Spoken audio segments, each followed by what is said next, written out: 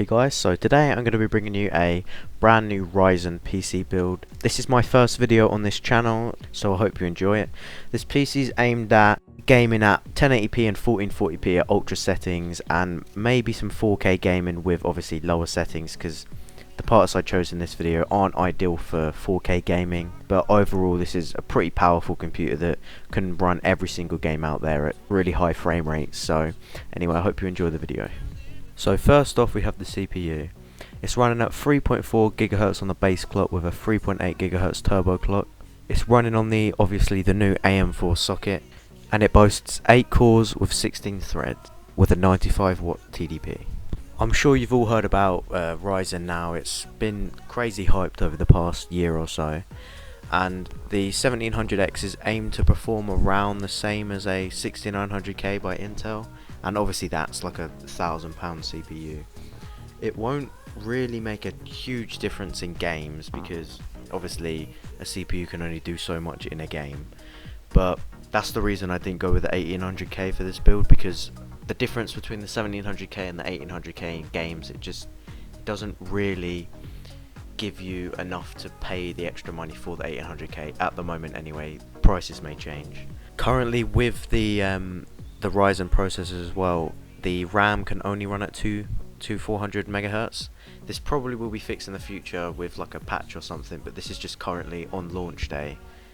You can only run your RAM at 2.4 GHz, which for most people isn't a huge issue, but obviously in the future when they've updated it, you'll obviously want to get faster RAM. For the cooler, I went with a Cooler Master Air Pro 3. It's nothing too crazy, it's more of a lower end air cooler, but for the price it's actually really good. Obviously if you're you want to overclock the 1700X, which I'm sure a lot of you will want to do, you'll probably want to upgrade to something like a sealed water cooling unit from NZXT or Corsair. They do some really good ones. I haven't really seen too much of temps. You might be able to get away with overclocking it a bit on an air cooler, but you'll just have to wait and see in the future. I'm sure there'll be hundreds of benchmarks out in the future for temps mainly. Haven't seen too many air cools being tested on them, but that's just the information I have at the date of making this video. For the graphics card, I chose the Asus Dual Series GTX 1070. I'm sure you're very familiar with the 1070 now. It's been out for quite a while now. I don't think it's been quite a year, but it's been out for a fair amount of time. Obviously it can run absolutely anything at ultra 1080p 1440p with ease. You can even run quite a few games on 4K if you lower the settings down, and it could be pretty playable. This specific 1080 has a 1607 MHz base clock with a 1771 MHz boost clock, and it boasts 8GB of VRAM. Obviously 8GB RAM is more than enough to run pretty much every single game at 4K. There's a few exceptions. I think Shadow of Mordor can that just chews down graphics cards VRAM, but I'm sure the majority of you who are watching this video are probably either on 1080p or 1440p anyway, so that doesn't really make a difference to you. There's also a deal on at the moment with these graphics cards where you can get a free copy of For Honor or Ghost Recon's Wildlands. I'm not too sure how long that's going to last for, so obviously if you're watching this video in the future that won't be available anymore, but they do always have deals most of the time on the graphics cards for free games.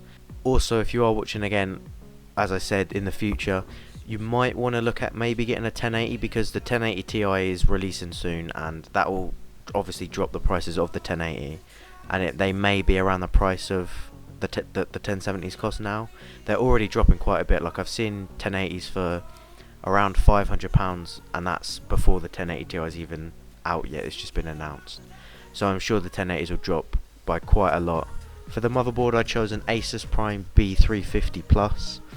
I haven't read into too much about the new motherboards from the new AM4 socket, but this motherboard does support up to 64GB RAM at 3.2 GHz, but bear in mind Zen, obviously as I stated before, currently only supports 2.4 GHz of RAM speed. I'm pretty sure they'll definitely change that with like a software patch or a motherboard BIOS update, just because in order to take use of all those cores and threads you're going to want fast RAM. So in the future you might want to go with a higher clock speed of RAM, but 3200 megahertz is still pretty fast for RAM anyway. There's also another thing to take into account if you're watching this video within the first few weeks of me uploading it. This motherboard might be out of stock just because of how demanding Zen is at the moment. Like, it's selling out quite quickly, and this motherboard's currently in stock on a few sites, but they don't have too many units left, so you might want to work out another motherboard to buy. There's quite a few. I mean, they're all fairly similar. The reason I didn't go with a better motherboard at the moment is just because it's a brand new like architecture, brand new socket. All the high-end motherboards are pretty pricey at the moment. They're probably around, I think they're around £350–400 for like a Maximus by Asus, unless you can afford it. I mean, that's kind of out of most people's budget.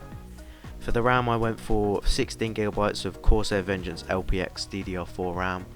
This is running at 3GHz. Like I said, obviously Zen doesn't currently run at that, but that will be changed in the future. But you can always just change that in your motherboard's BIOS anyway to 2.4 GHz.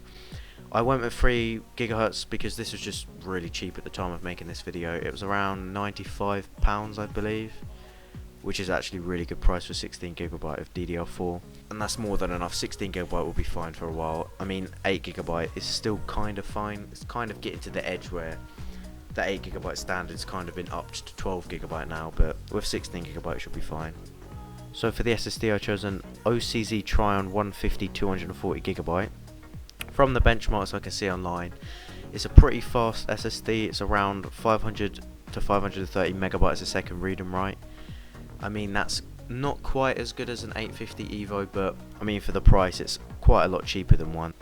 But for this, you'd only, as it's only 240GB, you'd only be putting Windows on it and maybe a few games. Like if you play games like CSGO, you could put that on there. But obviously you can edit some of the parts in this build. If you want more SSD storage, then you can just up the SSD storage. For the mechanical drive, I chose a Seagate Barracuda 1TB.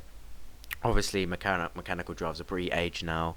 I use this myself. It's a pretty fast mechanical drive, but I mean 1TB might not be enough for people, especially as games now are starting to take up crazy amounts of space. So you could always just spend probably like £10–15 more and get a 2TB. For the case, I went with the NZXT S340. This is a really well-known case and it's gaining quite a lot of popularity now, especially the Elite version which came out recently. But it's a really good case. It's not too big and it's really spacious. Cable management's really good on this case as well, and all round it's just a really good case. For the power supply, I went with a Be Quiet Pure Power 9cm 600W. It's not amazing. I mean, it's an 80+ silver, not the best, but I mean that's still pretty good. Not that only really matters if you care about your power supply's efficiency and how much power it's going to use. 600W is more than enough for this system. Obviously the 1070 doesn't use hardly any power, but I mean, having that extra wattage, it's always good to have just a few extra 100W or so, just to make sure your system isn't always running at like max load, because your power supplies, you do really want quite a lot of spare power on your power supply just to make sure your computer doesn't get overloaded. Now, I didn't include Windows in this price, but all these parts together currently adds up to around £20 cheaper than 1.2 thousand, and you can actually get Windows keys for around £20. I'll link a site in the description that sells them. I've used these sites hundreds of times before. There's quite a lot of controversy around how the keys are so cheap, but I mean, if you don't really mind about all that and you don't mind getting a cheaper key, then just go ahead and get it. So anyway, I hope you enjoyed the video, and if you do decide to make this build, make sure you let me know in the comments and tell me how it goes. Also, I'll be coming out with probably more budget builds, because I do enjoy making the budget builds more in the future. Stuff like £600 gaming PCs, because I find them a lot more attractive to new PC gamers who may be coming from console and don't want to spend a crazy amount on a computer, which is obviously understandable. So yeah, make sure you keep up to date on my channel, subscribe if you enjoyed this video, and I'll see you in the next one.